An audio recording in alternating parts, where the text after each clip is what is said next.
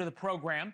Inflation, interest rates, and tariffs are just a few of the issues awaiting President Trump as he returns to the United States from a, by any objective measure, very successful overseas trip. Tonight, Mark Short, Jonathan Cott on perception versus reality of the economy.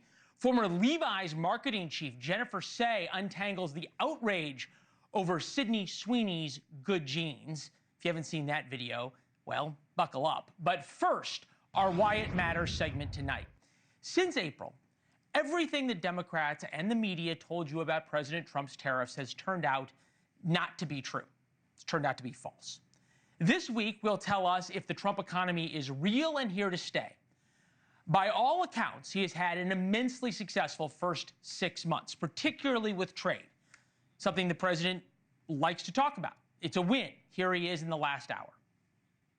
Our country's becoming very rich, and that's what we want. We have to have a rich America, and we're taking in a lot of money. That's at the White House after he got back from overseas. His success is boosted by a huge trade deal with the European Union, which follows a long and growing list of deals. The European Union will pay a 15% tariff in exchange for buying $750 billion of U.S. energy. The EU also plans to invest $600 billion in the United States. Japan, same tariff rate in return. They're offering up their market to U.S. cars, rice, and agricultural products on top of a $550 billion investment in America. Now Trump turns his focus to China. Treasury Secretary Scott Bessent wrapped up talks today in Sweden with his Chinese counterpart. They agreed to extend a trade war truce until talks unfold. The deal with China would bolster Trump's argument that tariffs are an effective bargaining tool.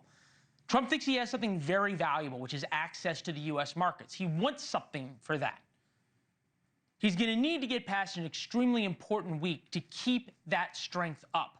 A number of key reports will shed light on just how strong the American economy is. Today, we learned hiring decreased last month, and the number of job openings fell in America. Many economists blame uncertainty over tariffs. But there are other key reports this week. Tomorrow, the Fed wraps up a two-day meeting to discuss lowering interest rates, something the president really wants.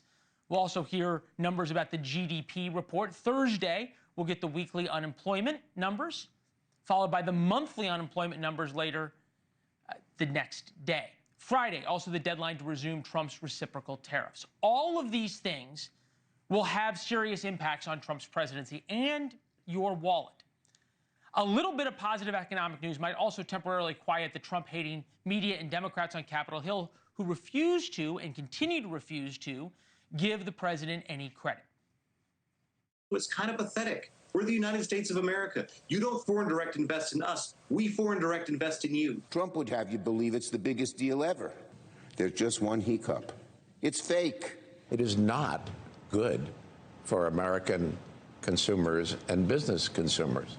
It's kind of like a tax increase on U.S. consumers.